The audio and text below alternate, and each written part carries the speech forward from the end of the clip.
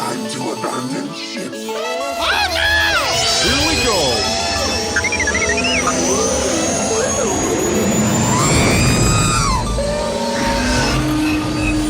Can I persuade you to join us for a drink? It's a tradition. Here, here. Jar Jar, homie, my main man, quickly. Before the Separatists attack, get into the escape pod. Hey! This is escape, then we're the pod.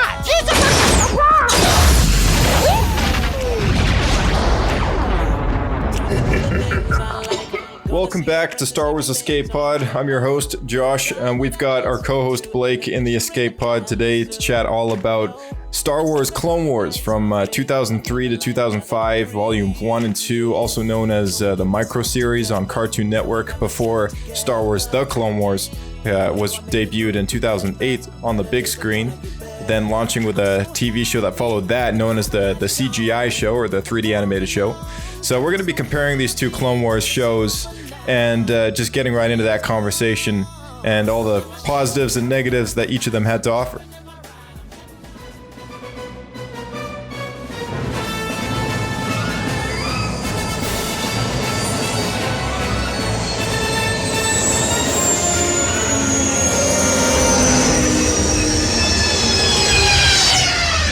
Another happy landing.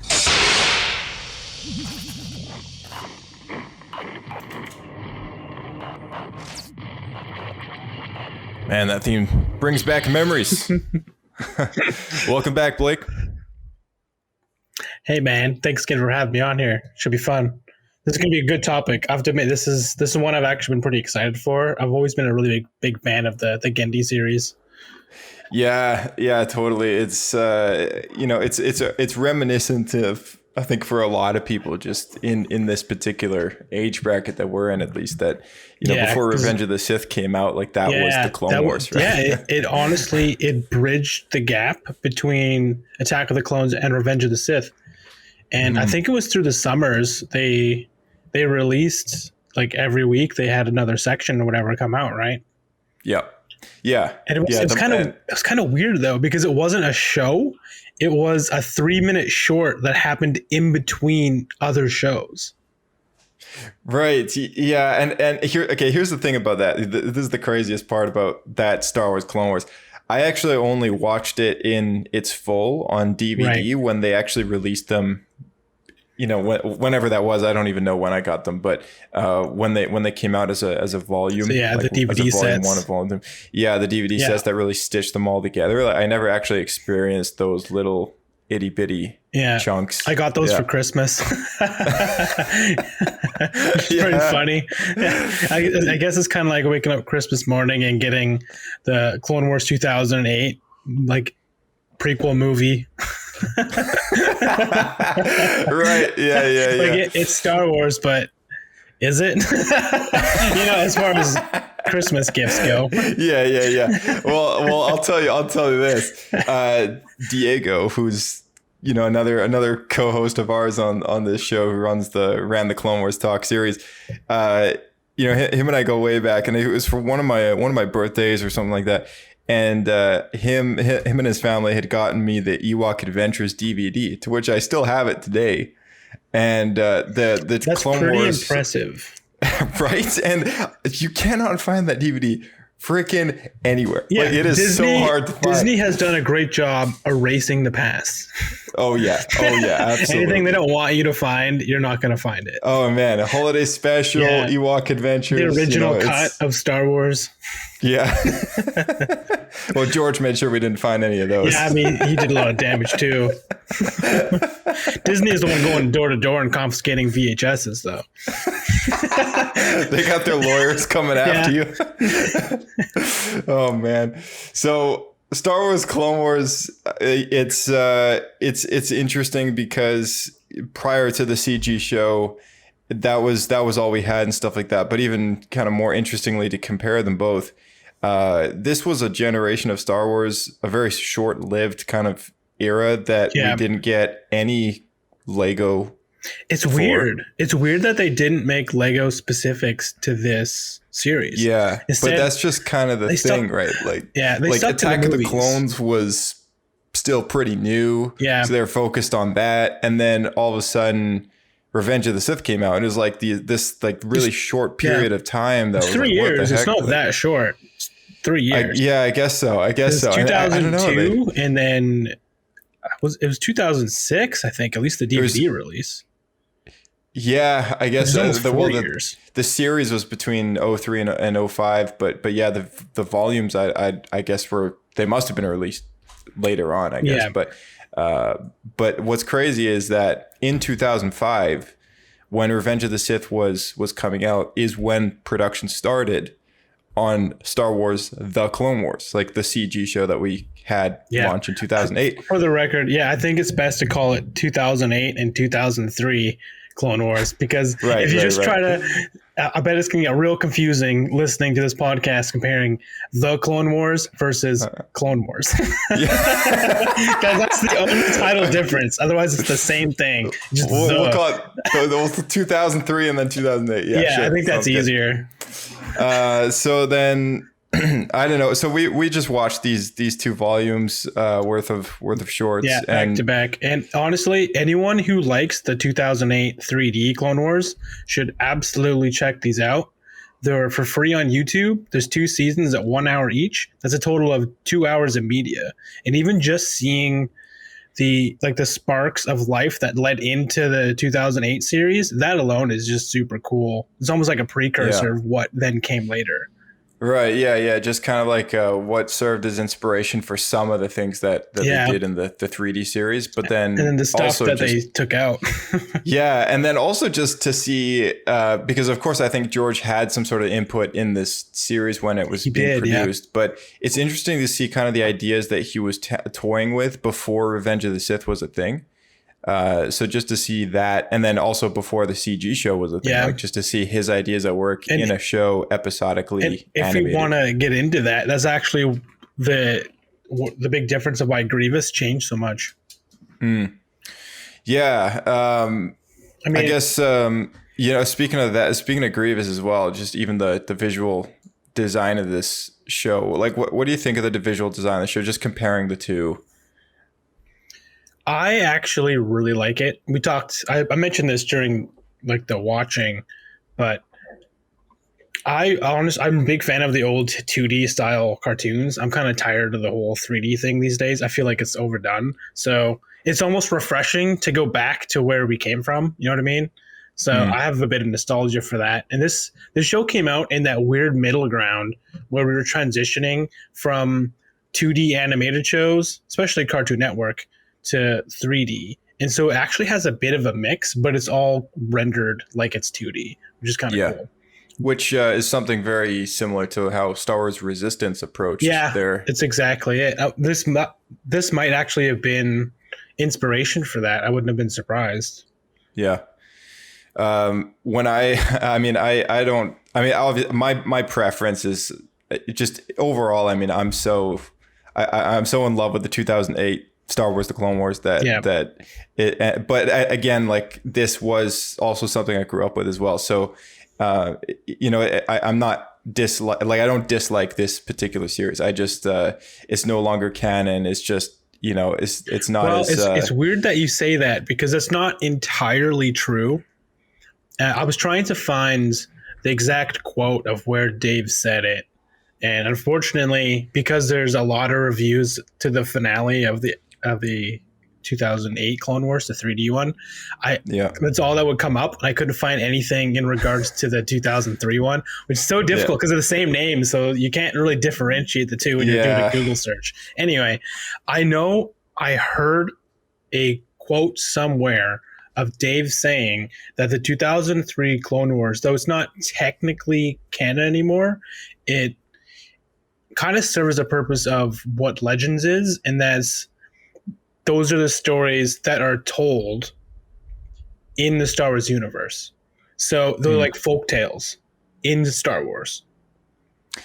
Interesting. Yeah. So they're more like this is the legend of the Clone Wars. Yeah, kind of exactly. Thing. Yeah. So it's what the average citizens would tell each other what happened, right? They didn't witness it firsthand necessarily, but it's kind of like you told a guy who told a guy who told a guy. and that's what the story became. So that's also what leads it to look visually like over the top kind of thing. Yeah, exactly. So the Jedi end up becoming these crazy godlike creatures, like one man armies, as Genndy described them. That was his plan, to make each Jedi worth 1,000 or so clone troopers. Interesting. Yeah, that's probably the best way to approach it. I would still to go a little deeper in that before we move on is Filoni specifically pointed out the Mace Windu battle where there's the boy on the hill, and he's looking down at Mace Windu kill thousands and thousands of droids, just punching them out and stuff, and basically destroys an entire droid army by himself. And then Mace Windu comes over, and the boy gives him some water, and then he jumps back down. But what Filoni described it as in canon is what we see. That's the story of the boy's perspective. Yeah, that makes sense. Like, I think it's a little easier to accept that show.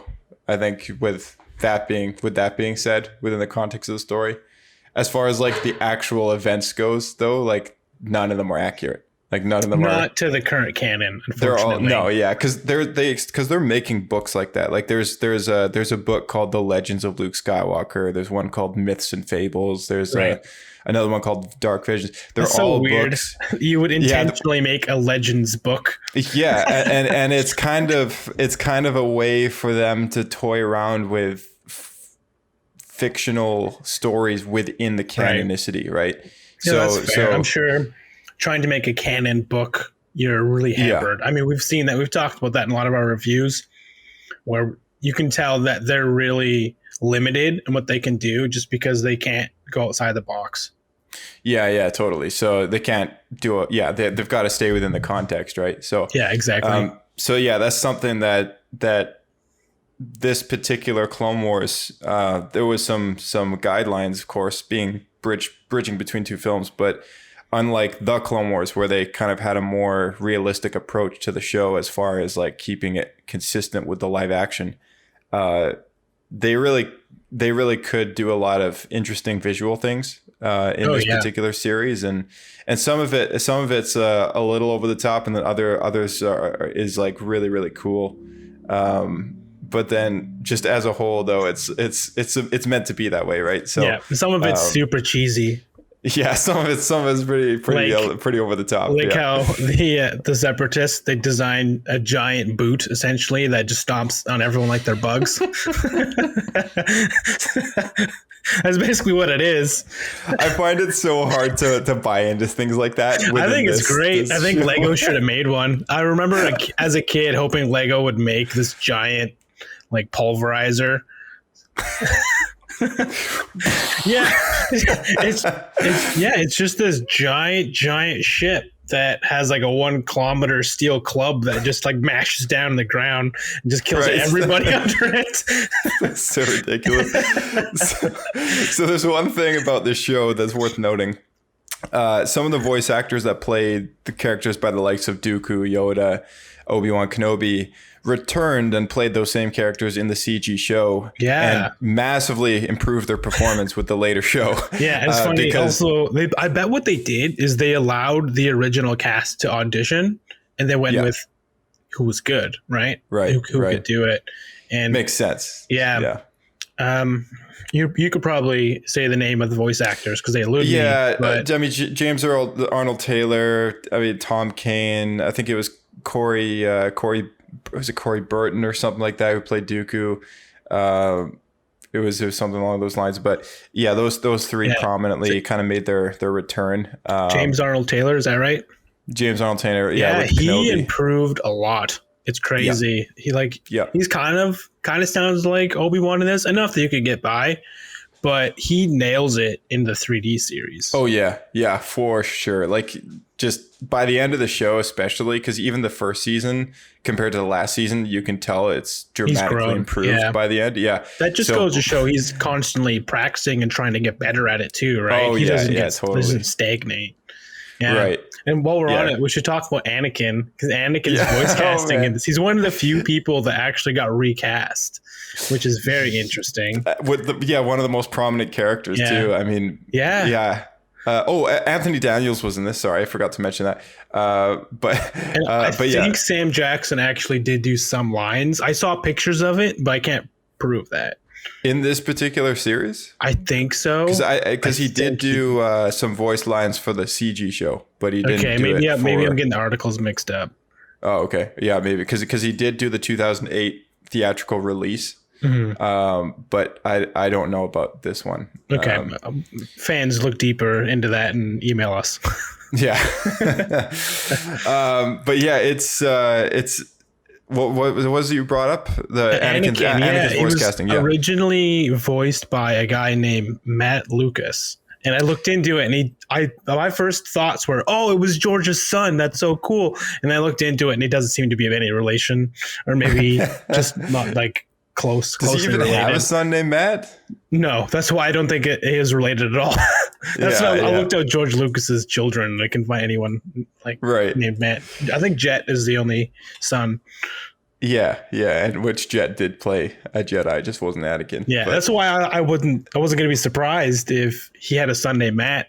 Maybe it's a nephew. I don't know. I couldn't find any direct ties. Oh, maybe, yeah. Because if you look him up, he doesn't have any prominent. There was a few. Any prominent. It was like all voice work for Anakin for that whole era. He did it in the original Battlefront games and some other Star Wars games. Yeah, I looked it up. Interesting. So did he was he also the voice of Anakin in the Star Wars Clone Wars PlayStation or GameCube game? I think it was. I wouldn't be surprised. I had that on Xbox as well. It wasn't just That was GameCube. A great game. Yeah, I liked it too. I got it for free with my Xbox. Nice. That's awesome. There's one thing that came up in this particular show that I thought was interesting. And I've read an article about it before, but like you, I couldn't find it again. It was just buried. But Rex was inspired by the ARC troopers that they designed for this particular series. I wouldn't be surprised by that at all. They had a lot of similarities. And the first time we meet the ARC troopers, the lead one, none of the clones have names in this series. So I think that's actually one thing that I really grew upon. Like this series, the clones are super badass, like badass soldiers. But you don't ever get to learn any of them as people. They're kind of just fodder. And some of them are like the ARC troopers, which are, the painted up guys that got the kilts and stuff. Yep. They're always super badass. And then the other guys are kind of throwaway.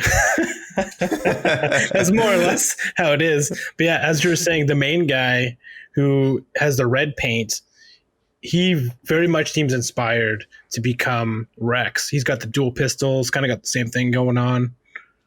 Yeah, he's got that. And I think it was in Volume 2.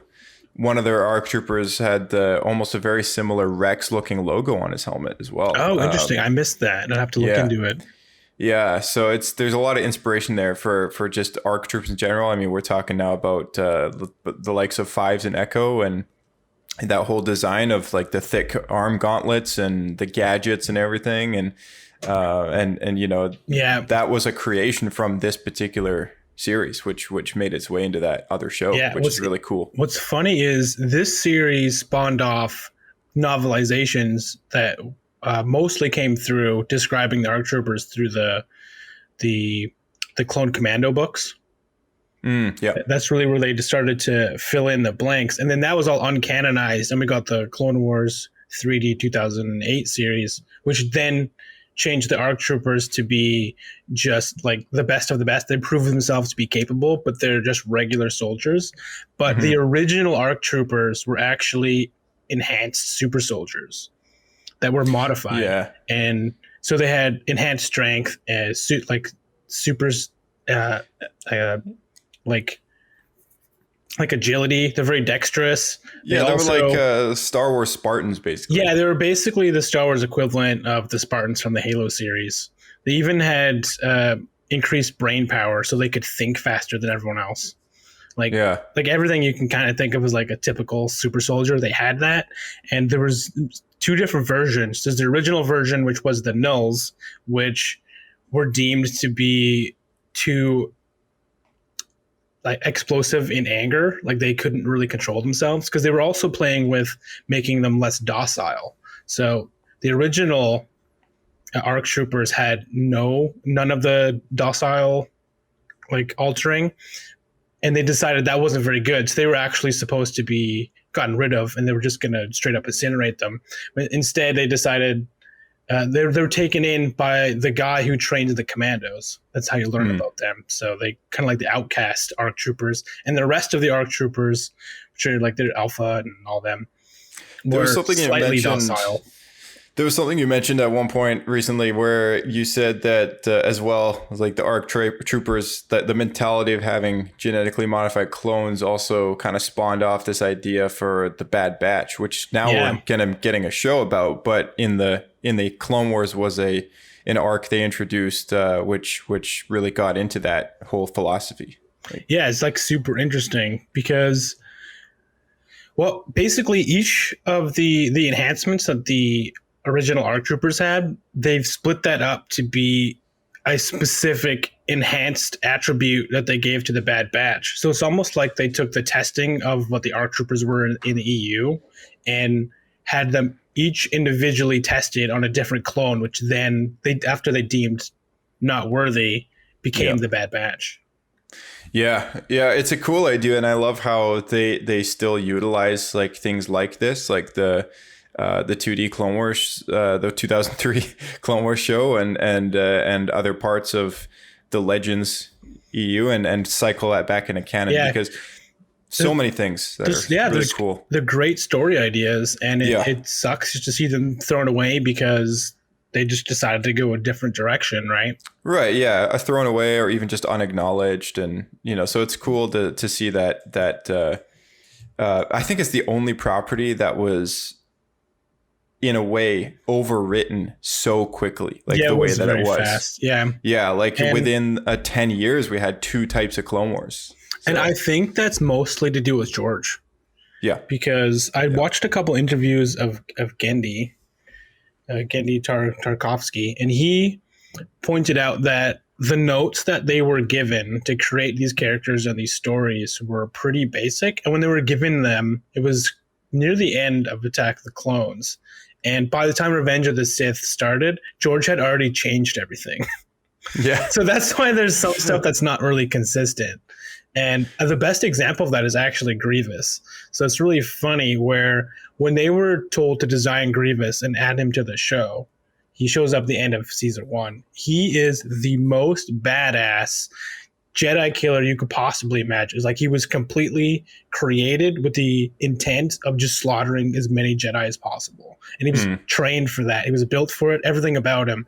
And he has this almost horror-like vibe to him where he just comes out of the shadows. Like you think it's like a zombie movie where you think you get away and then he's just there. Yeah. And that's what they were told he was supposed to be. And by the time the movie came out, Genndy said George had changed him from this incredible Jedi killer to this evil, like, monster of the week villain who twirls his mustache and says, "I'll get you next time," which is such a crazy change. And we kind of see that in the 2008 version where he's not nearly as competent. He almost loses to Ahsoka when she's a Padawan. Like, he's not very good at his job. General Grievous will run and hide as he always does. Yeah, exactly. He's a coward. They turn him into a coward who just runs away. Yeah. But in the original design, he was supposed to be this badass. Yeah. It really reflects kind of the evolution of these ideas that evolve as stories tend to develop, right? So much of that happens developing a movie. And George is definitely not one to let an animated show that he's got minor investment in while he's super busy making these live action films to hold him back doing anything. So that's the thing of the Lucas canon system of the EU, right? It was you write stuff, but at any point George writes something else, like he's in, you're out. Totally. He owns it, right? So that's also building on top of that, it's also just a sign of how difficult it is to keep a consistent canon sometimes, just a linear story, which is what Disney is doing. It's a very daunting task because so hard. They're building in different places and at the same time, and they got to keep it all consistent and everything like that. So either way, it's like there's a bit of a downside to it. Oh, absolutely. We've talked about that 100 times where it's awesome, but also it really shoots yourself in the foot. So yeah, totally. There was one thing I noticed about just, I mean, this is just something minor, but the visual style of this in the first volume in particular, there was way less dialogue. And that's due specifically to how it was designed. So actually the first and second season were designed differently. And I talked about this a little bit at the beginning. The first season, it was only the first season, was designed to be 3-minute shorts. Mm-hmm. So when Genndy pitched the idea, he wanted to do Star Wars in the theme of Band of Brothers. So if you've ever seen Band of Brothers, it's a micro series, I guess you could call it that. It's like a 10 episode series, which is like right in the battle, in the bloodbath of what was World War II. And so you get to know these characters and you just see all the trials that they go through. And what he wanted to do was bring that to Star Wars, but he was limited into 3-minute segments. So if you want to create these crazy war stories and really get any story detail out of it, you don't really have a lot of time for dialogue. You kind of need to keep everything pretty quick paced and just show it very visually. And so that's why in the first season, there's not a lot of dialogue. But come the second season, they changed it from 3-minute shorts to 10-minute shorts. And they actually had, I think, an actual show segment. That explains, and that explains a lot because there's way more dialogue in those ones too. But something about the first volume, which I think I pointed out while we were watching it, was that it relied a lot of visual storytelling. So the banking clan, when they go to the banking clan will sign your treaty. when they go to that planet and there's a big scene with dirge and all that stuff, the city that they're in is just banks everywhere. It's like Coruscant, but every building is a bank. And they're very like classic looking banks, like the kind of buildings that you see in like the old Batman cartoon series in the 90s. Yeah, the elaborate ones. Very elaborate, fancy banks and all that. Greek-like structure. Yeah. Monopoly style. It's like it's so funny. Yeah, it's just like a city of banks like that. It's like, oh, what kind of planet is this? Like, oh, that's where the banking clan lives. Like, oh, figures. Yeah, that makes sense. Just city of banks. That's it. I thought it was pretty funny. Is it that different in the 2008 one though? Like so different. Like the planet that the banking clan is on is the entire arc where Padme goes there. It's like it's like a Swiss Alps. She finds out that it's just a big Ponzi scheme. Yeah, exactly. So the banking clan, like that entire planet she's on, is Scipio, and Scipio is like this very Swiss mountain range kind of style planet where it's just like snow everywhere and mountains and very nice layouts. It's almost like the original design of Alderaan. Yeah, kind of. It's like it's kind of like that, but just everywhere, right? So that's Scipio, and you can find the episode where Padme goes there or look up screenshots, whatever, and you can see it. So it's a very dramatic change from being a very kind of rural planet with then just cities of banks. I think that's hilarious though, if the whole planet was just banks. It's like it'd be pretty funny. But like again, that kind of leads back to like what I was saying in the beginning, where some stuff is just so over the top and it's intentional because it's all based on visual storytelling and stuff, right? Yeah, for sure. The Mon Cala War, did you know anything down for that one? Just that I noticed a lot of what was rehashed in the 2008 Clone Wars, because we see the Mon Cal, they signed up with the Jedi, and the Quarren sign up with the Separatists, and they go to war to try to take over. The difference is we get an entire story arc in 2008. In 2003, we get about 6 minutes. Yeah, and Kit Fisto's involvement too was pretty cool. Just the fact that they recycled that idea in the 2008 show. But I thought it was just a really cool little thing. And something else that they did with this series is this the first time that we've ever seen a visual interaction between the Force and water. Like you that's see true. him making Dragon Ball Z type balls of Force and throwing them at. That makes sense. Yeah, That's so pretty there was that, but then there was also something with his lightsaber. It also reacts to the water, whereas in the CG show and in just live action movies and stuff like that, you never see a lightsaber smoking or doing anything with water at all. It's because it's just light, even though it's a laser, it's light. But it's supposed to be hot. That's how it melts the steel. One thing that they did change here, though, is in the 2003 version, Kit Fisto has the only lightsaber that works underwater. He designed it specifically to be able to do that. A regular lightsaber won't ignite while underwater. And then in 2008, they just said, meh, they all work. Yeah. Well, which to me, that makes a lot more sense because I don't know. It's just the lightsaber is such a universal. It almost just makes no sense for it to be not waterproof. Yeah, I mean, you know what I mean? Think it's energy, so you'd think it would cause problems with the water. I mean, you'd think that even if you ignite it, after a couple seconds, the water around you would just start boiling.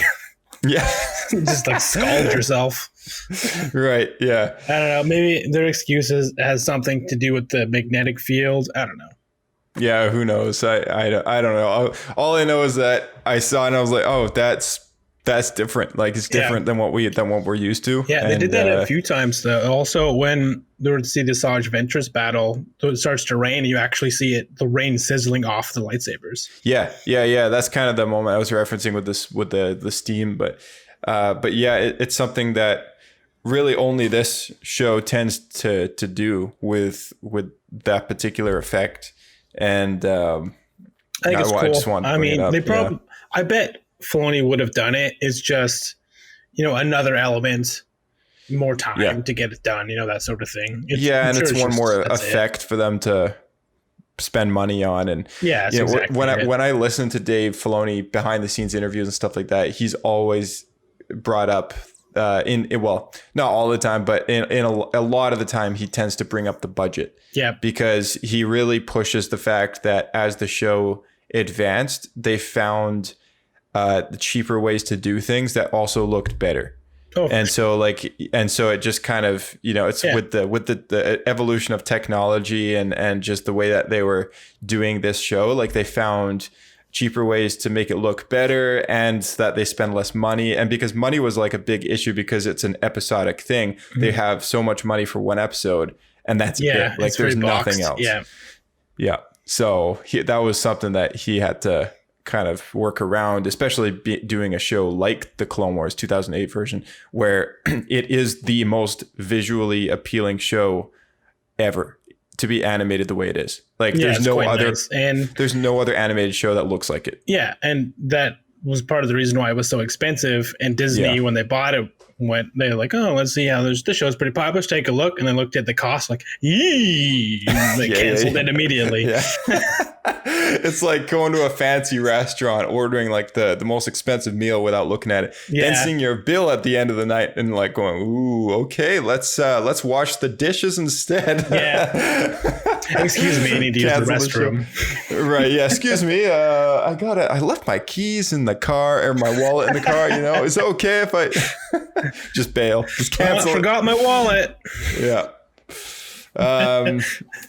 Jousting droids. We got a whole sequence of that was cool. Like, honestly, the whole dirge thing, I'm so disappointed they didn't bring that back. I'm disappointed they didn't at least recycle Dirge into the CG show because I liked his character a lot. I even have him as a Star Wars miniature, and you have everyone as a Star Wars miniature. I do. It's like my obsession of collecting all these guys. Yeah. But yeah, it's a cool concept for a character. And you mentioned while we were watching it that he's made of all these little worms. For anyone who doesn't know what he is. Dirge is, when you see him, he's got this badass armor to him. He's like this big, huge, jacked guy. And then if you watch the show, he fights Obi-Wan, and Obi-Wan like cuts him up. And then these worm things start coming out. And if you look up his species in Wikipedia, it's because he's Dirge isn't one person. He's a colony of worms living together, working in unison. So that's why he's so hard to kill. So the first thing Obi-Wan does when they fight hand to hand, Obi-Wan like blocks like 3 times and then immediately stabs him through the chest. But that doesn't do anything because there's thousands of worms in there. So sure, he would have killed a couple hundred, but there's thousands more. So Dirge just punches him and then continues the brawl. Yeah, the character of Dirge was also used a lot through the Dark Horse Clone Wars comic series that kind of spawned off of this 2D animated show, which was kind of a base for those comic books. I don't know if you remember those, but they were the very prominent kind of. I know bits and pieces. I know that's where originally Darth Maul came back. Yeah, it was like, and also they did the whole Dark Side Quinlan Voss arc, which was really well known, which also got cycled into the 2008 show. See what I mean? They recycled everything but Dirge. They recycled everything but Dirge, and I vaguely remember reading something as to what happened there. I think it was that the concept of Dirge turned into the creation of Cad Bane. Oh, interesting. But yeah, don't take my quote on that. They're so different. I vaguely remember something about how they wanted a very prominent bounty hunter that wasn't, because Django's dead and Boba wasn't there yet, so they wanted somebody was supposed to be. Yeah, it was to fill that void, right? But if you go back to a lot of that Legends material. He's in the comic series. I remember I have a Scholastic children's book from the Boba Fett series, and he's in the 4th book called Hunted. There's actually a lot of. He was very prominent in that era. Yeah, very prominent character. Action figures, you could the whole 9 yards, and he was big in the EU. Very big in the EU, yeah, and in the canon, just totally disappeared. A character that was not recycled in any way whatsoever. All right, everyone listening, this is our opportunity. We all need to email StarWars.com. Bring Dave Dirge Filoni. back. Yeah, bring Dirge back. We're going into the Bad Batch now. There's room. Starting a new hashtag. Yeah. Recycle Dirge. Yeah. Do the Dirge. I mean, I love Cad Bane. Like, if that's true about Cad Bane being just a replacement for Dirge, I still really love Cad Bane. No, I agree. He's got the swagger. He's got the cowboy style. That's what we all love about Star Wars a lot of the time, is the Western flair. I would say, you're exactly right. Cad Bane is a much more depth of a character and is much better suited for what that character was used for in the series. Yeah. But, they could have had a one-off episode or arc. Totally. They still could have put him in there, right? So I got something else here. Ventress was introduced in this 2D Clone Wars series, and I just want to take a moment to talk about her story arc compared to the Clone Wars, which is obviously way more in depth and kind of miles deeper of a character, whereas this series, she kind of showed up, served her purpose, and died. But the brief appearance that she kind of made in this show really served this crucial element of having that antagonist that Anakin has to face, right? Something that wasn't just Dooku over and over and over again, right? I really like the idea that they were playing with there, and that's something that I really loved that they brought back into the 2008 show, was that this character conceptually was originally supposed to be Dooku when they were planning out the villain for Attack of the Clones, and they settled on the old man approach and everything. But when they were doing the designs and everything, like her design of Ventress was actually one of the options. And I think George just really loved the design of this character, because not only did they end up using it in this series, which then again in the 2008 series as well, that's twice he opted to use the character. Yeah. But she also showed up in the Star Wars Bounty Hunter game for PlayStation. At the very end, Dooku recruits her as his assassin Padawan, and after Kamari Vosa kind of bites the. That's where you find out that she uses his Dooku's former master's lightsabers. Yeah, it was something like that. I vaguely remember her, or at least a mention of her, or something, or maybe I'm thinking of the lightsabers themselves. Maybe that's how Dooku. Because Dooku's Khmer Vosa, her lightsabers are Ventress's lightsabers, and in this series, he just gifts them. He gifts them to her, because when we first meet her, she has 2 Jedi sabers. Yeah, and that's something the CG show acknowledged was her master Kyle being a Jedi trained person.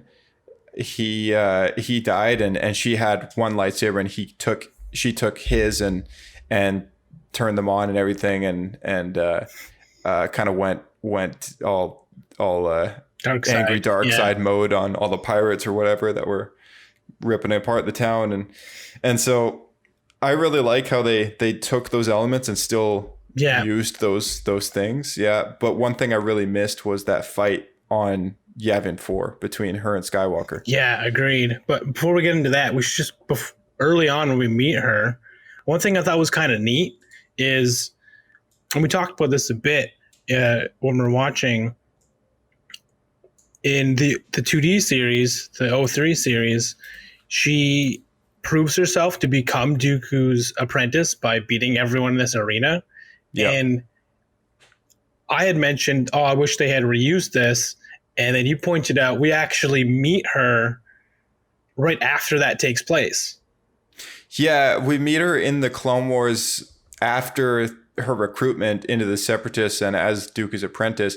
And then in the arcs where we really focus in on her character, which flashes back to her past, you really only see her kneeling at Dooku's front where he accepts her as his apprentice, but we really don't see what comes before that other than her ordeal with her master dying and her being taken as a child and stuff like that. So that whole arena battle scene really on Rat Attack really just disappears, just gone, and it's something I really wish they had just thrown a little snippet in there. But, I almost feel like it still could technically be canon. It's just we cut in the 3D version right after it happens. Yeah, because they got to meet somehow, right? Yeah, so I mean, I could totally seeing it still take place, but then that goes back to what you were saying earlier. It's like this is kind of the Legends format of how some of the Clone Wars may have gone, right? So, again, maybe it did happen.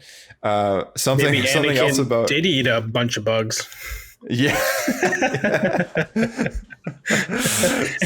Something about when this character is introduced, though, did you notice she has this cloaking technique where she shows up as some other guy, and then Dooku acknowledges the fact that it's like, oh, you mask your presence well, and then she sneaks up and just has her cloak on. It's what it is. Yeah, but when she shows up, she's this like white robed alien with green eyes.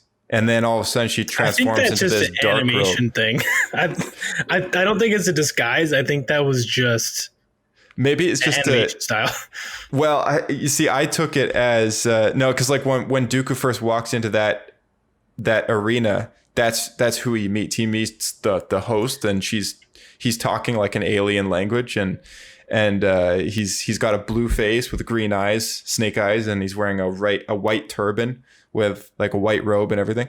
And then they sit down by the viewport and watch the fighting and stuff like that.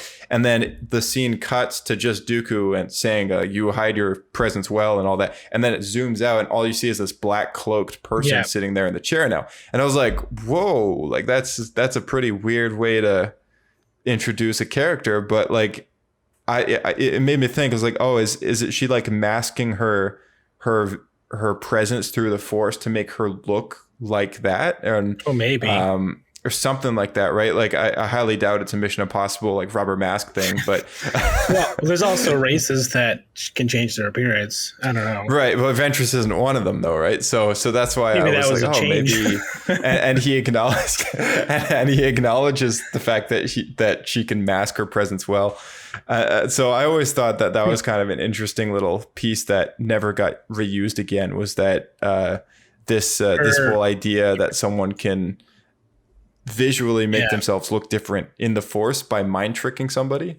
So as a viewer of the show, it's like, oh, she's fooling us, but Dooku's not fooled. Like, it is a very Night Sister thing to do as well, which is cool. It is, yeah. That's another thing that's worth mentioning. Yeah, it's a very kind of magic thing because I guess she does do that thing where she turns invisible and kind of So yeah, that's a good point.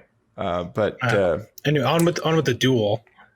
which is something that, like, it sucks that through this entire series, there's these great arcs that they spent so much time developing, and then they just didn't do a lot of them. It annoys me to no end. And one that you had started getting into was the duel on Yavin 4 between Anakin and Asajj Ventress. Yeah. And in a way, so when the theatrical release came out for the CG show, for the 2008 show, and I saw the movie, I was expecting to see a reiterated version of that micro series in a way. I had no idea that there was a show that came after until I left the theater and a friend of mine told me that, and I was like, oh, well, okay, that makes a lot of sense, because I walked out thinking like, what the heck? Like, that was a major cliffhanger. Yeah. It's like all these things I didn't want to happen, and then Jabba's got a kid now. Jabba's got a kid. Anakin's got a Padawan. Yeah, nothing makes Ventress sense. is still running around. Like, what the heck, right? So then I was relieved to know that there was a show coming and in the same visual format and all that stuff. I was like, oh, that's awesome. But I was expecting, as I watched the show, for it to get to that point where Anakin just kills Ventress, right? Like, I was expecting it the entire way through until she gives up until that whole arc happens with Dooku giving up her as an apprentice. And then I was like, oh man, like, things are getting twisted now. Yeah. And she goes the whole Night Sister arc and everything. And I loved it. I loved how it surprised me and did something with the character that was so fulfilling, because that's when she gets interesting, right? Before that, she's just a puppet. Yeah. And after that moment, I started to care about the character. And now Dark Disciple is one of my favorite Star Wars books ever. It's my most favorite Star Wars book ever. And that book is about her. And Quinlan Voss, but it took a while to get to that point. The similarities between what happened to her from start to finish and what happened to Ahsoka, as far as the growth for fans and the depth of the story. Yeah, for sure. And so you start off with this character like this that's just supposed to be used as a tool for but I guess that's kind of Maul's story, like that's Maul's. We spent the whole 2 hours or so talking about how Maul is that guy that just is used and killed off and discarded, right? And I think I really like, in retrospect, I like the fact that they didn't do that to Ventress. I like the fact that they took that character and changed her fate, and in the end gave her a redeeming end, right? Mm-hmm. Like, and it was the most fulfilling story, I think, out of.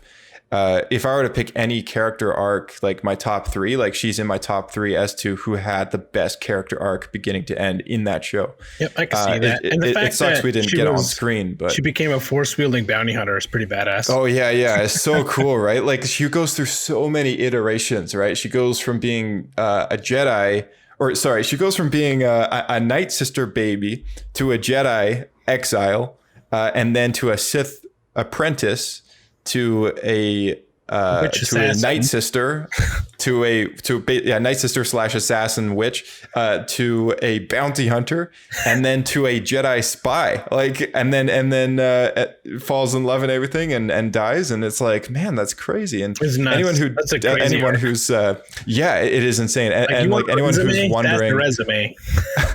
Anyone who's wondering what I'm talking about, if you've seen the Clone Wars in full, these episodes I refer to would have been part of the show if Disney hadn't canceled it. So you need to read Star Wars Dark Disciple, written by Christy Golden, and it's eight unaired Star Wars The Clone Wars episodes, scripts that were adapted into a novel. So you want to read those, and that's actually part of the Clone Wars that you're missing if you haven't read that book. But again, one of my favorite books ever, because Clone Wars is one of my favorite shows. So that's just kind of the other side of the coin. But such a great character. I definitely could agree then that her arc is much better than it was in the original series, the 2003 series. But because they changed it and they introduced Ahsoka so early, it robbed us of seeing Anakin knighted from Padawan to a Jedi Knight. Yeah, that was definitely something else. You don't get the knighting of Anakin Skywalker in the CG show because there is a time gap, whereas this one, I feel like there was less of a time gap. Like, it feels like it takes place almost immediately after Attack of the Clones. Yeah, Yeah, definitely. They kind of insinuated that was the case. Yeah, and that means Grievous actually didn't show up till halfway into the war. Yeah, and it's interesting that they kind of in the CG show they acknowledge right away in the theatrical release that he's just around, like he's just part of the Separatist army already. So in that time gap between Attack of the Clones and the Clone Wars, 2008, he just shows up.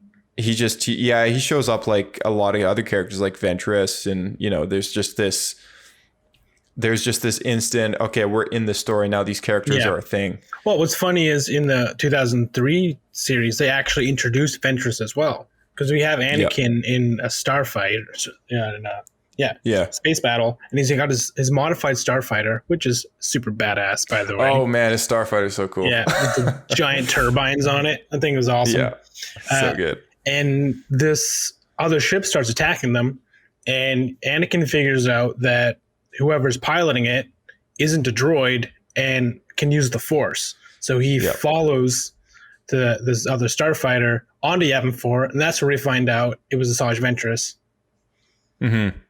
Yeah, so it's going back to Anakin's knighting, there was something around that where I thought was an interesting conversation, because one of the few bits of dialogue from that first volume, were, I think it was the first volume, right? Or maybe it was the second, I forget. They kind of talked about, the Jedi talked about their structure of the different types of trials that one needs to go through before making it to knighthood.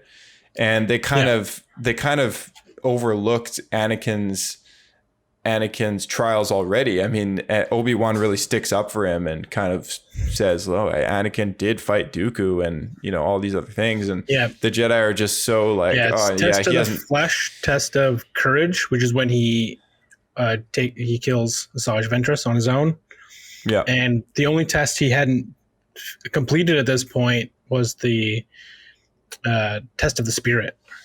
Yeah, which he completes in this second volume of the micro series. But yeah, I thought it was interesting that they actually acknowledged that those principles, I guess, which in the legends, I guess, was a lot more prominent of a thing.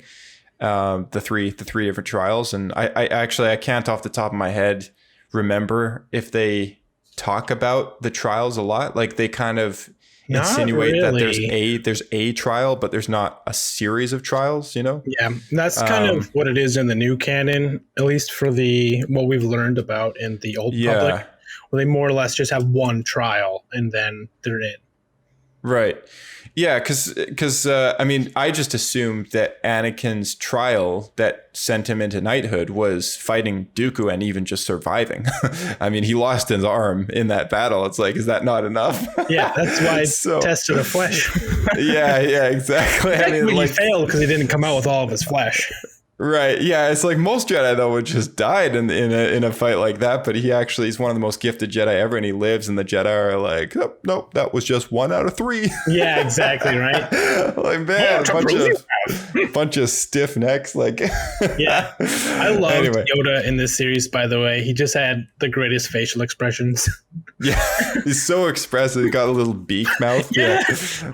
He always like stick his lip out kind of pouty. Like, Yeah.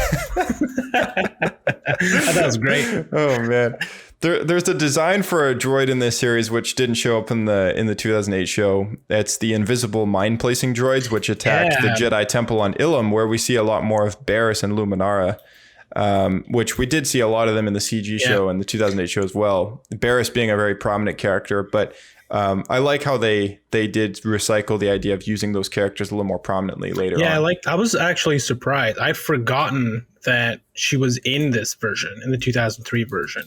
So when I saw her in there, I was like, oh, wow, they actually reused her character in the 2008. Yeah, I thought that was quite... it was a good idea because those characters, like, honestly, if I were to just think about those characters, they don't really have a lot of depth to them. But in the 2008 show, I feel like we got a lot more of them in general. Like in the first couple seasons, we see a bit more of Luminara, and then towards the end of the show, we get a lot more of that that following of events where with Ahsoka and Ahsoka. Barriss have this relationship now, and then that affects her. So yeah, they really work it into the greater story. But yeah, I thought it was cool that we also got this sneak peek at what Ilum is. Because I missed that the first time around. When I watched this back in the day, I was just like, oh, it's a planet.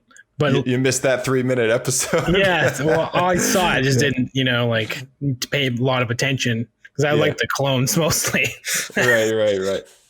But yeah, we actually see Ilum as a planet in the original series, the 2003 series, where they actually introduce it as a location to get kyber crystals.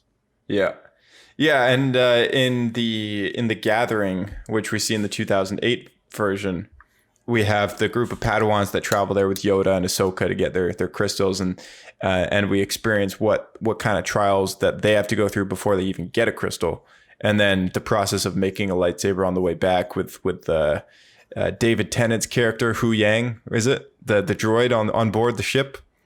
That droid that. So in the 2008 Star Wars: The Clone Wars series, like it was season 5, I want to say, or season 4, but that story arc, there was a droid on board the Jedi cruiser that gets attacked by Hondo and his pirate gang. Okay. And I know what you're talking about. Voiced by David Tennant. Yeah, that's right. Yeah. The droid who teaches all the younglings how to actually make a lightsaber. Yeah, that's right. Yeah, and he's got that one extra kooky arm.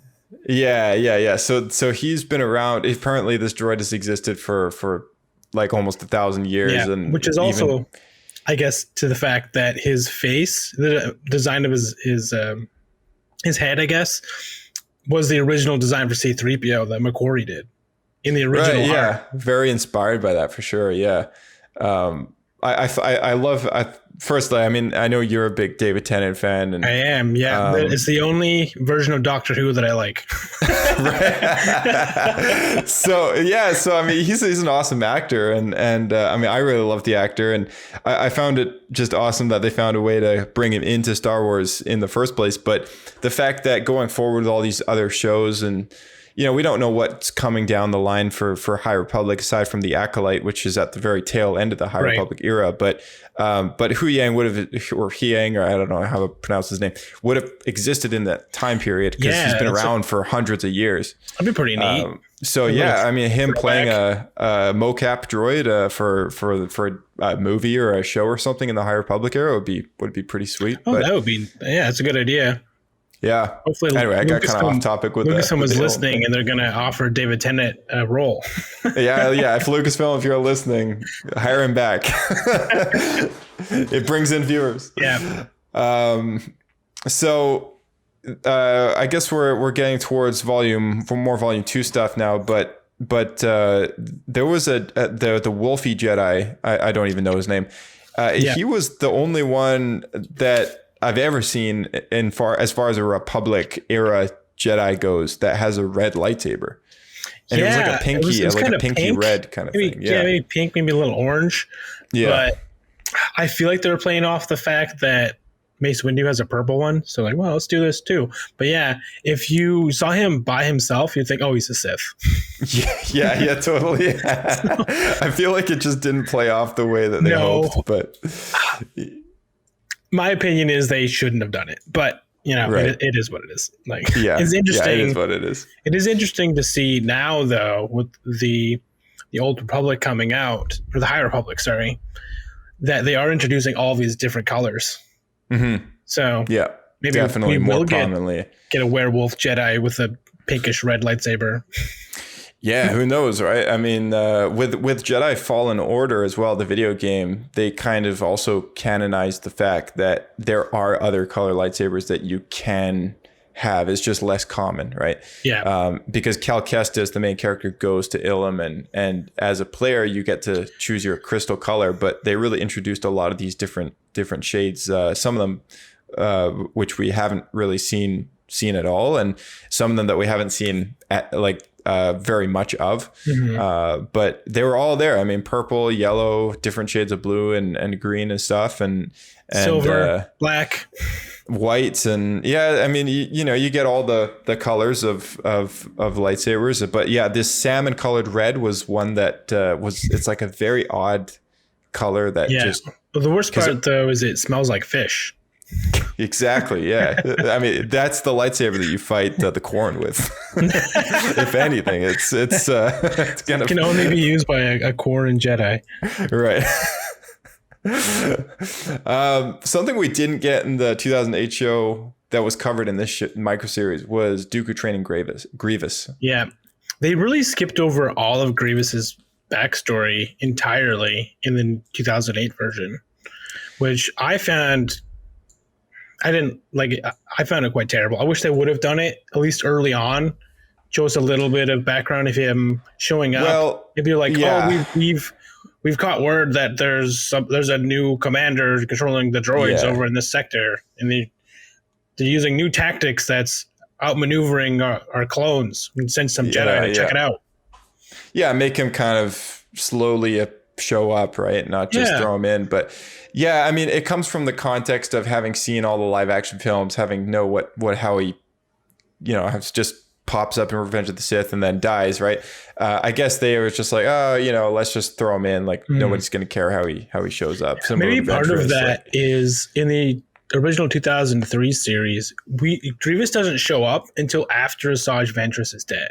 Yeah. So it's almost like Dooku took on Grievous as his new apprentice. Yeah, pretty much, yeah. He's training him directly 101 with lightsaber dueling and telling him to use the better tactics.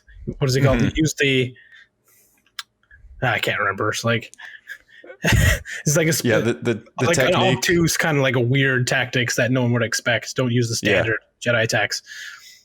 Right. And which really makes it feel like Grievous is Dooku's apprentice. Yeah, I think it's meant to come off that way. And again, it kind of goes back to like, this is just another character that they're using as a puppet. And, in the CG show and the 2008 show, that is, it's pretty prominent that is the case. Like he's just a warrior, that he's kind of self-built up this reputation to himself, but he's a coward and nobody cares about him. But he's also pretty lethal of a fighter for a lot of people to deal with. Yeah. But what I don't get in the new version is how he could collect those lightsabers in the first place. Yeah. So one thing that they did acknowledge was when he does kill a Jedi, it's normally like a Padawan or and he's got all these, because there was one episode called The Lair of Grievous where it's in season 1. And Kit Fisto and his Mon Cal apprentice. The Mon Cal apprentice, yeah, and the bunch of clone stuff. They go into his place and only Kit Fisto survives. But when he brags about it to Dooku, who actually set the whole thing up as a trap, it's revealed that like, oh yeah, like I killed the Jedi, and he's like, that is very impressive, and all that stuff. But then Dooku finds out that it's just the Padawan. He's like, oh well, there's room to improve, and then he hangs up the call. Yeah. But yeah, in his like trophy rooms and stuff, you have all these Jedi Padawan braids and the lightsabers and stuff he's collected and all that stuff. So. I guess that's the collection that he talks about when he can't fit all these lightsabers on his belt or in his robe and stuff. He takes them home and it's funny because when we meet him, it's like, yes, another lightsaber for my collection. And he's only got 3. Yeah, exactly. Must be just starting out. Right. Yeah. So it's kind of I guess it's just one of those things that they kind of retroactively said, okay, he is this particular style of character. He's had that training already from Dooku a little bit, but not something that we see on screen. Yeah, they skipped after all that. We joined into the series after all that's happened, I guess. Yeah. It's another one of those things like, Ventress being recruited by Dooku, skipped over in the show. We assume that's just happened, right? Yeah. A lot of that window of time that we just didn't get in the 2008 version.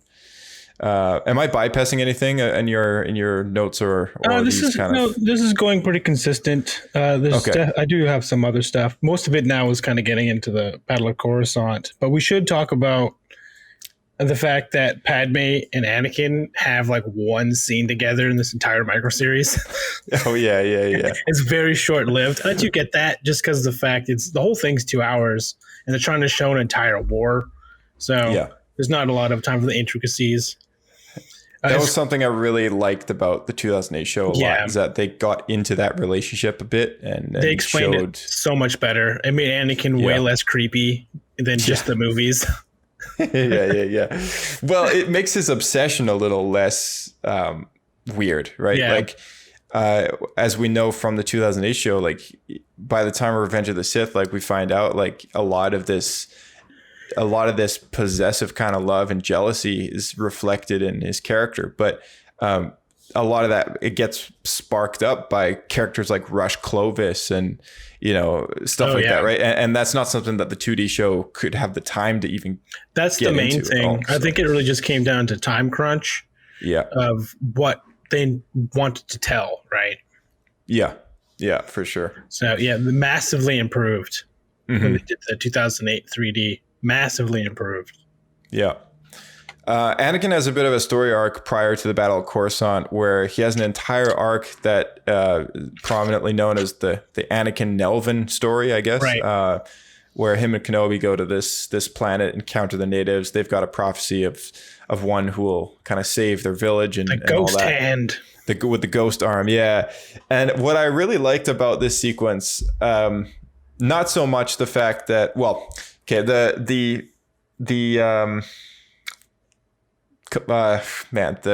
Wat Tambor's species, the Techno Union. Oh yeah, the Techno Union. Bryce would probably make a joke as far as it's like the Star Wars musical band Techno Union. Yeah, dude, bunch of DJs in space. Dude, Techno Union is hands down the coolest group ever named in Star Wars. It's pretty sweet. Yeah, I love great the name. I love the name. Yeah, but then the one thing that I'd be like, oh man, like what would be really awesome that I haven't done yet is the Max Rebo band or something, like a group of musicians naming themselves after the Techno Union. They should be the Techno Reunion. The Techno Reunion. Oh my goodness. If I ever make a band, dude, if it's electronic music, we're calling ourselves the Techno Union. All right, let's do it. But yeah, they're experimenting on the males on this planet, the Nelvin warriors and all that. And kind of made me think of the whole Echo arc when they're experimenting on Echo as a clone. Because that's also the Techno Union, isn't it? It is. Yeah, it is. Oh man. So it was reflective of that. But then the other thing was Anakin's vision that he gets in the cave. And that was what really sticks out about this entire arc, because it's very cool to see these wall paintings come to life. But what's important about this story is that it's about this warrior who takes on this great enemy, this great evil, and loses his arm in the process, and has a new arm that kind of comes back, which is a bit of a gift in a way, because it helps him conquer these great enemies, right? Like these big things that he's got to face, right? But then that side of him, that side of him starts to grow every time he uses his power, right? And as he uses his power, this power begins to literally consume him and all those around him and swallows them up. And at the end of the dream, like you hear Padme crying out his voice, like Anakin. And so I was like, wow, that's such a cool little quick express kind of like story that reflects the story of Anakin, that his power literally consumes him and everyone else around him and the galaxy at large, and really brings the birth of the Empire and all these terrible things. So true. And you know what? It even fits into our current understanding of the Sith, where this is just dawning on me now, where like Kylo Ren, he's punching himself for more pain, because pain he can turn to rage, and rage is power, right? Yeah. So Anakin, probably, I bet his hand is cut off, probably hurts all the time. So they could be alluding to the fact that he's probably using that pain as rage and thus power, which is actually how he starts giving the dark side, and through rage, that's how he beats Count Dooku. He's hitting him so hard that Dooku can't defend himself properly. Yeah, and even just the simple loss of having his arm taken off, right? Because like when he takes off Dooku's head, Palpatine acknowledges that. He says it like, well, Anakin's kind of a little flustered. He's like, I shouldn't have done that. That wasn't the Jedi way. Yeah. And Palpatine just simply states like, well, he cut off your arm and you wanted revenge. Like, It was already it natural. wasn't the first time, Anakin, you know. And then he said, remember what you told me of your mother and the Sand People? And but yeah, I mean, it's a cool. I love the story, like the story of how just power can corrupt, right? Yeah, that's exactly it. Yeah, And it also, if you just let the emotions get the better of you too, right? right. Yeah, totally. Yeah. I think. I wonder, is there a canon who designed General Grievous? Because this arc always made me feel like the Techno Union was the group that built Grievous. No, in the canon, and well, I don't know about. I forget what the EU story is. I think it had something to do with the ship crash. But in the canon, it's alluded to that Grievous has been replacing parts on his body willingly because he wants to improve his Physical nature, I guess, his physical stature and all that stuff. And I liked that too, because when I read a book called it's called Phasma, and it's about a character that nobody cares about. Yeah.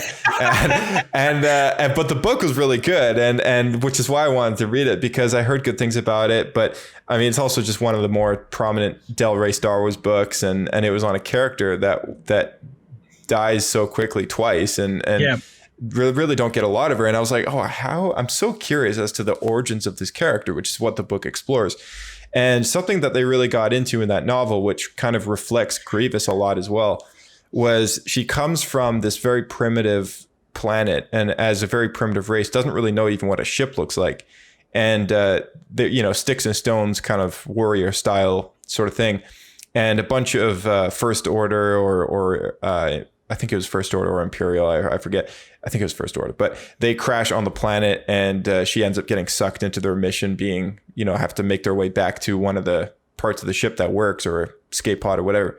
And she encounters them as they kind of progress through the story. She starts to be introduced to these new forms of weaponry and technology, and she becomes obsessed with kind of that lifestyle of living in luxury and living with these things. Then she goes from being this very proud warrior who is like very skilled and stuff in combat with a spear and all that stuff, and with no armor at all, and literally becomes this thing that's like cloaked, just drenched in armor, which is quite the opposite of what she used to be. Was, and that's very similar to Grievous. Like, he starts off as a proud warrior, but as he kind of improves himself, he wishes to go. He wants to push it even further, and he thinks that replacing his legs and stuff with more powerful mech legs, and then his arms with even more powerful mech arms, and then his body, and just everything in one piece at a time.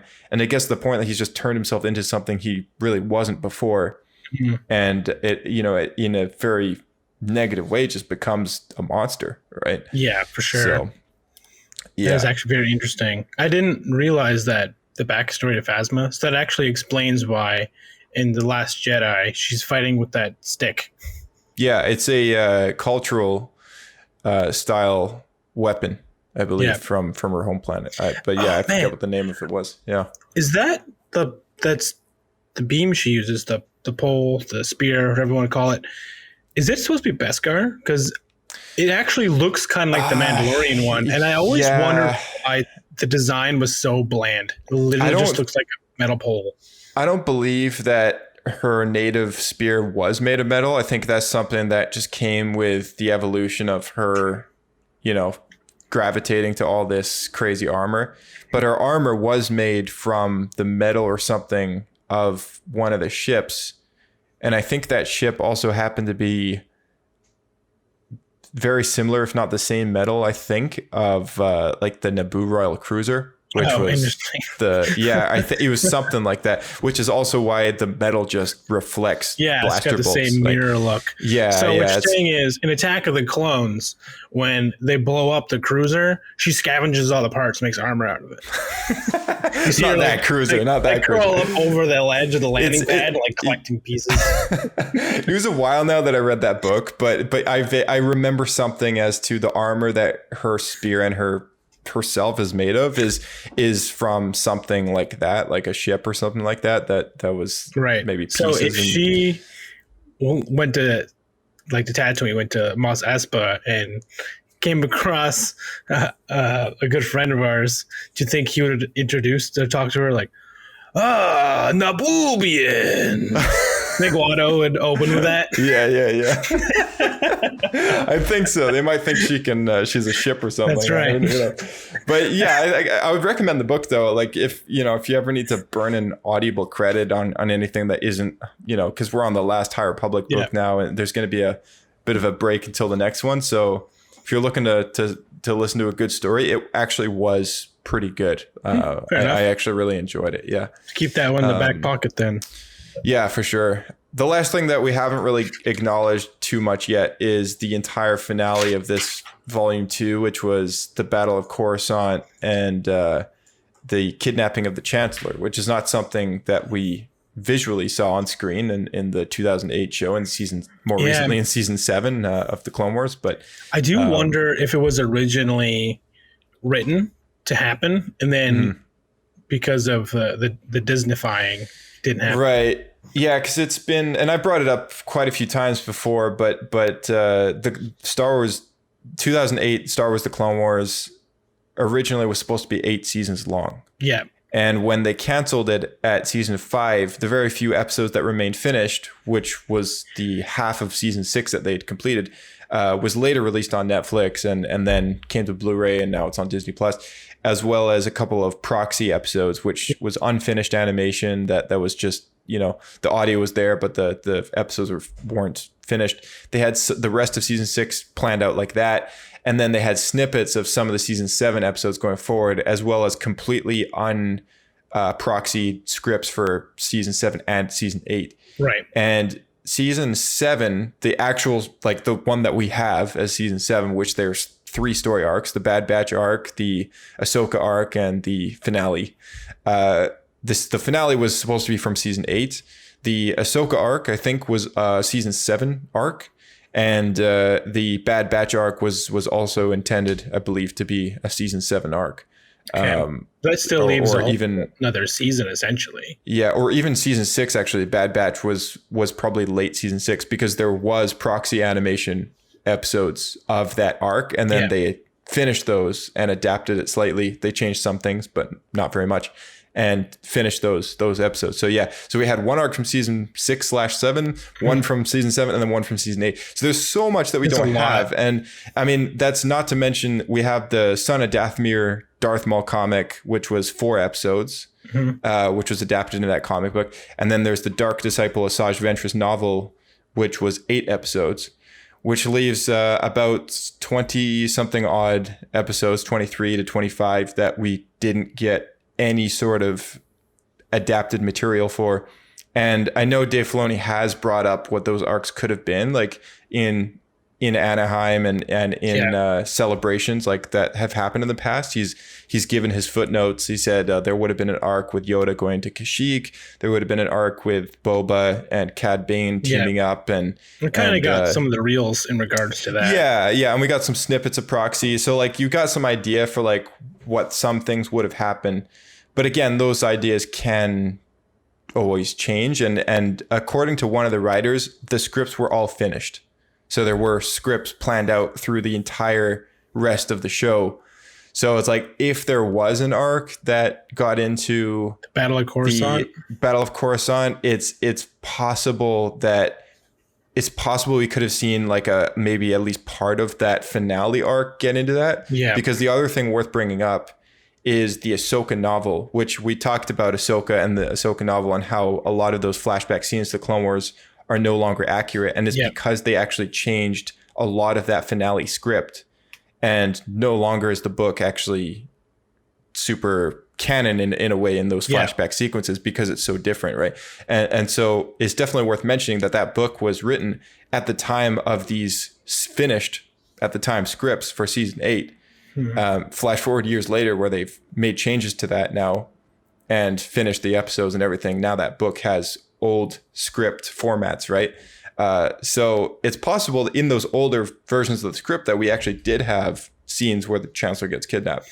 Yeah, but there's because no telling that was the thing to me is I loved the way the 2003 version, they introduced the Battle of Coruscant. They show this huge space battle. There's thousands of like battleships, not just fighters, but like actual proper cruisers. And then there's actually an air battle on planet where you see some of the Jedi fighters are actually fighting some of the vulture droids and stuff. And then there's also the ground battle, which we see a lot of the ARC troopers and the clones and everything. We find the whole thing is just a big distraction so that they can capture Palpatine and get out. And they actually end the show right as Anakin and Obi-Wan are going to save the Chancellor because he was kidnapped by Grievous. So it's like you shut off, you end one, and then you start Revenge of the Sith, and it's seamless. And I love that. And I really wish we could have got that with the 2008 version, and maybe we would have, but we kind of did. I mean, like at the end of the first episode of the finale arc, or I think it was the beginning of the first episode of the finale arc, Anakin and Obi-Wan rush off to save the Chancellor. Yeah. So technically, if you stop the Clone Wars and go there, that's where it bridges off into the movie, right? But what I love about the Clone Wars and how it handles the rest of the show is we see an overlap happen with the movie. Like we see Ahsoka and Rex and all these characters that the show built up so long. It's like what happened to them during the movie. It's like, oh, that's what happened. That's where the story kind of splits off and does its own thing. So we actually did get that scene, but it's just not the end of the show. There's just more to watch that overlaps with the movie. Yeah. But then it just makes it kind of a confusing viewing order because when Diego was like watching these things, what he said on Clone Wars Talk in the finale episode, he said, I will never be able to watch Revenge of the Sith the same way again without watching this at the same time. Like he's just he said he can never do it again. He's like, I feel like I'm only watching half a movie now when I watch Revenge of the Sith. That's crazy. It makes that much of an impact. Well, it's that much of an impact because now all of a sudden these characters we just meant so much to him, right? Yeah. And to him that's what's happening. Like that's the story. Like when Anakin leaves to go talk to the Chancellor about Grievous, like that's when Ahsoka enters in on the hologram and starts talking about the updates on Mandalore. Yeah. And it's so seamless, right? And so, but it's an overlap. And that's kind of the main difference is like with Star Wars Clone Wars 2003, it's intended to be this, one after the next. But with Star Wars The Clone Wars from 2008, it's supposed to be this conjumbled story interweaved like many other things like the books and comics. Yeah. Yeah, that's fair enough. I guess it's just to say that there's good things to both shows. Even now that we've had two, like one isn't a complete rewrite. There's still cool stuff in both. Yeah, totally. Yeah, I mean, now that we're kind of reaching our time at this point, but like as a look back, just between the two, is there one thing that prominently sticks out to you about the 2D series that you really love compared to the CG show, and then vice versa? That's kind of tough because I think I've kind of spoken out about a number of things that I really liked. That's fair. Was there one prominent thing though? Well, the biggest one, probably Grievous, to be honest. And this is a good time to get into it. Is at the end of the Battle of Coruscant, as Grievous is getting away with the Chancellor, at the last second before he closes the door of the ship to take off, Mace Windu catches up with him and uses the Force to crush his chest, and it forces the metal in on his lungs and it damages him. Excuse me. And from then on, Grievous has that kind of raspy cough. And before that, he never had it. And I always thought that was so cool. And it would also perfectly explain the transition between badass Jedi killer Grievous and then this new, not as competent because he's been injured version of Grievous that we see in Revenge of the Sith. Right. Yeah. That's actually that's a big one for sure. Because with the 2008 show, they just started off the character as he just had it. Yeah, because of the enhancements and all what he's done to his body. Like that's why he's coughing all the time. I guess. But, and honestly, to me, that's a loss of storytelling. Yeah, I really wish they would have stuck to the other one, and it gives them the excuse to make Grievous the badass that we saw him in the original version. Right. But obviously, it went another route. And what's funny is Filoni, when asked about how they would treat Darth Vader in Rebels, he said, we don't want to make the same mistake that we did with Grievous and turning him into this incompetent like villain who is just there and fails every week. Right? They don't want to do it with Vader because he's someone that is just in such high regard with so many people. But he acknowledges that that was actually a mistake with Grievous and they probably shouldn't have done that. Yeah, it's been a while since I listened to that stuff. I forget which one he brings up the Grievous thing. I don't think I'd ever heard about it until you mentioned it. It was early. It was right at the beginning of Rebels. Huh. Yeah. Well, it's one of those shows that I have a lot of nostalgia to, and I actually even had one or two of the action figures back then. Like I had Ventress as the Cartoon Network style Clone Wars format, but definitely a show that lingers with me, and all the web games I used to play back in the day on the Cartoon Network website. Funny. But I think one thing, I think I got to agree with you. I think the biggest change that I wish they'd recycled back into the canon show is the Grievous the Grievous his cough arc. And he had his own story arc in there. Yeah, just like more of an arc, like more of that beginning to the story, and not so much the weekly villain sort of thing. But that, and I do love the whole, like, I think if we just take the Ventress arc as is, the Rat Attack stuff could have been added in seamlessly. It wouldn't have caused any problems. Like, it would have been totally reasonable, I think, to have a lot of that recycled into the theatrical release. Like, that was instead of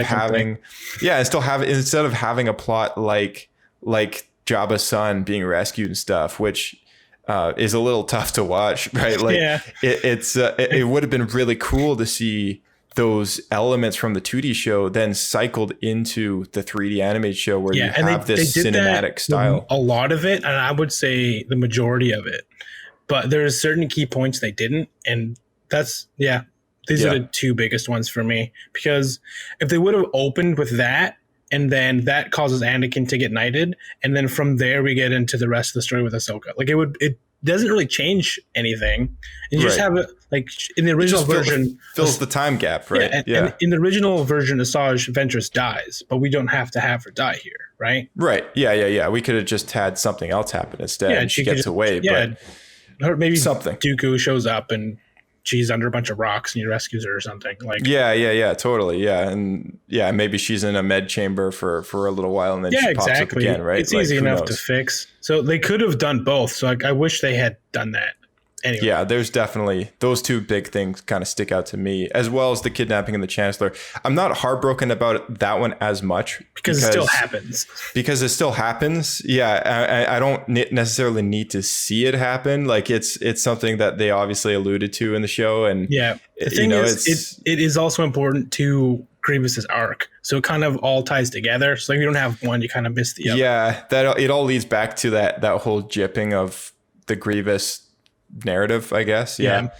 For sure. But one thing I really appreciate about the 2008 Clone Wars obviously is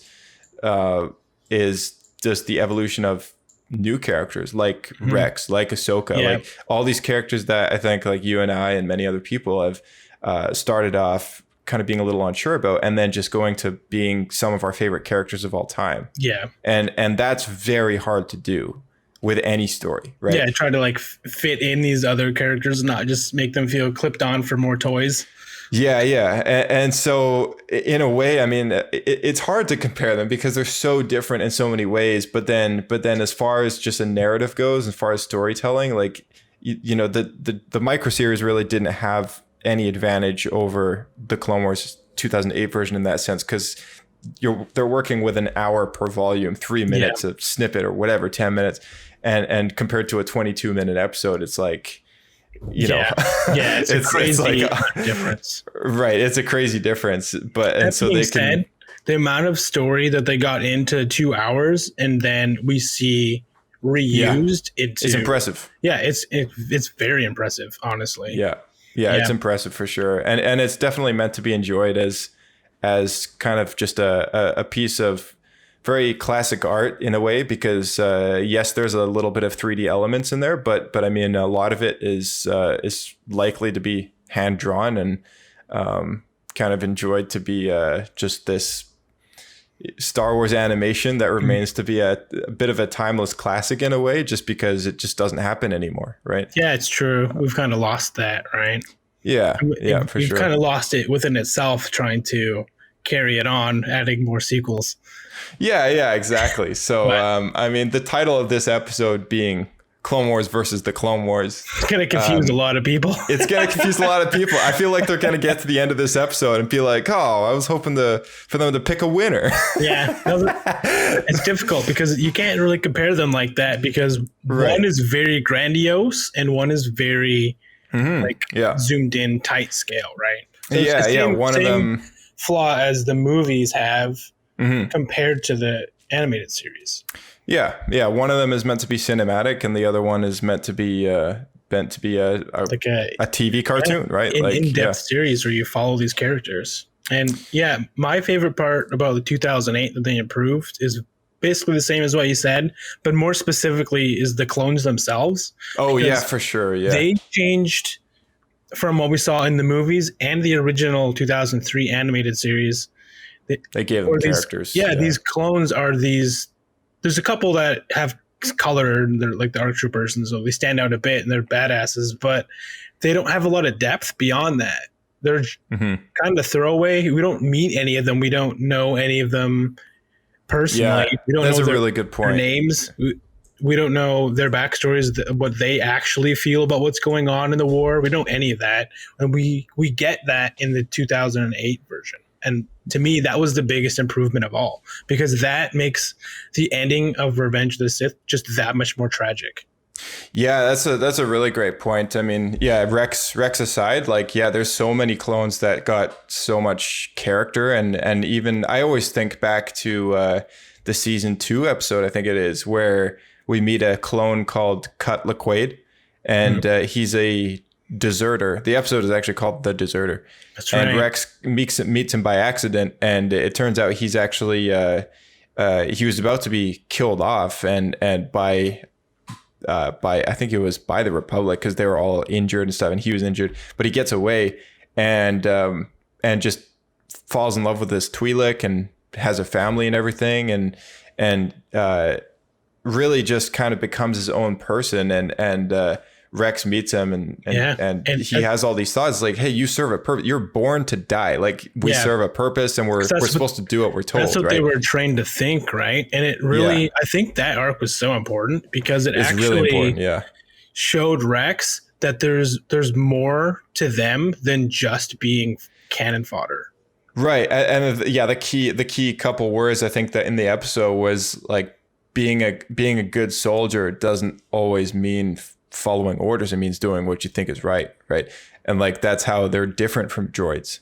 Yeah, exactly. In a lot of ways. And so they're men, right? And they're born to be fighting men, but like they're born to make their choices. Yeah. They're still men in the end.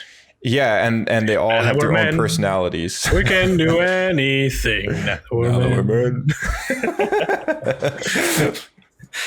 I think that's a good summary. I think we covered most of it. Yeah. The only note I have left that I forgot to mention was, for the longest time, and I think this is still what people believe happened in the old animated series, is that Anakin got his scar from Asajj Ventress. I remember hearing that over and over again. I think I even talked about it to you, but yeah, rewatching the show, it doesn't happen. It doesn't happen. Well, yeah, maybe it was in a comic version. It was in a source book, in a visual source book. When they pointed towards Anakin's scar, it always said that he had received that from Ventress. Okay, so that's where it came from. But I always thought it was in this micro series, and it didn't happen. I was very surprised because it was that, and then we cut to him being a knight, like he gets knighted and stuff, and then there's a time jump, and he has long hair, and he just has the scar. Yeah, exactly. It was a little weird in that sense, but yeah, I do. Rewatching it now, that's been so long. Rewatching, I was like, oh yeah, I thought it was something that he got in that battle, but no, it was just a fact. I think that a lot of us have read on those DK publishing visual dictionaries. You know, those ones that were very prominent when the films were coming out. And I'm very convinced that that's where that fact came from. I'm surprised it became that well known amongst fandom. Yeah, it's something that I don't even know. I mean, like if I just type up Anakin Skywalker's scar in Legends, Anakin gains the scar from a duel with Asajj Ventress. Like that's the first thing it says. This is one of the Clone Wars comics published by Dark Horse. Okay, so there was an alternate version of the fight then. Yeah, I guess so. Yeah, so it seems, because I know that the Dark Horse did use Star Wars Clone Wars as a template, and then it just kind of built on it a little bit. But yeah, I'm pretty sure that that's how they handled the scar is that battle. But yeah, it was never really that was disappointing. That was something that I guess they decided after the show was done to fill that in as the reason, and then it didn't happen. I found that actually kind of disappointing. Right. Yeah. I mean, and it's something I've always thought that would have been a nice touch to the 3D animated show as well. Like, but they really time jumped those the show and the film. So you never really get that piece filled in. But anyway, that's pretty much a summary on Clone Wars versus the Clone Wars. I mean, definitely it's not a necessarily a preference thing. They're both meant to be enjoyed, but I mean, obviously we all have our own favorites, but I mean, why don't you listeners give it a go, try it out. It's free on YouTube, and then feel free to write in or do a voicemail to the show telling us what things you liked, what things you didn't, and which one you thought was better in the end. Yeah. Or even just let us know if you even knew about Clone Wars. Yeah, it's true. Right? It's been long enough now that it has somewhat faded into the background. Yeah, totally. It really has, and an era that was really forgotten. Unless you have some of those action figures and some of those really old comics, like there was no Lego, no like hardly anything for it. So except for Anakin Starfighter.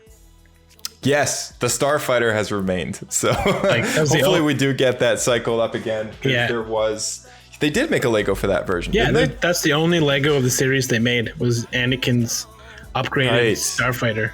Oh man, it's such a cool ship. I love the Interceptor, that ship. The Starfighter. The blue and white striped modified Jedi Starfighter. Yeah, it has like a white sun kind of sunbeam thing going on. Oh, man, it's awesome. I love that thing. Yeah. All right, thanks guys for tuning in to Star Wars Escape Pod. Just real quick, if you can help us out in any way whatsoever, it's by leaving a 5-star review, sharing this show with a friend, and just writing up a little bit on the Apple App Store, the iTunes, under our listing there. Or if you're using an app that has a review section, if you can just drop a sentence or two as to why you love the show, that would help us out a lot. It keeps us motivated, it gives us better research results, and it helps bring in new listeners. All three of them are beneficial to this show and its success. And we love it if this show succeeds and kind of advances past some milestones that we got set out for 2021. So that would be awesome if you could do that. We don't collect any profit on the show. So my second thing is, if you were to leave a donation, please just donate it to World Vision. We've dropped a link in the description below of this episode. If you want to leave anything behind as far as a thank you or as far as the support goes, that coin will be much more useful towards families who actually need it. So if you feel inclined at all at any point, I know a lot of people have a Patreon page, but we just do this from the heart of a fan and don't expect any money and all that stuff. So if you feel like the need to drop any financial support, please just donate it to World Vision, where they can help people who will actually need that money. So thanks again for that. If you're interested in Star Wars Clone Wars or Star Wars The Clone Wars, as well as Star Wars Ewok Adventures and such that I brought up earlier, all the old Clone Wars show as well as Ewok Adventures will be available on Disney Plus as of April 2nd, I believe, and The Clone Wars is available right now on Disney Plus. So anyway, just throw that out there. May the Force be with you guys, and we'll catch you next time.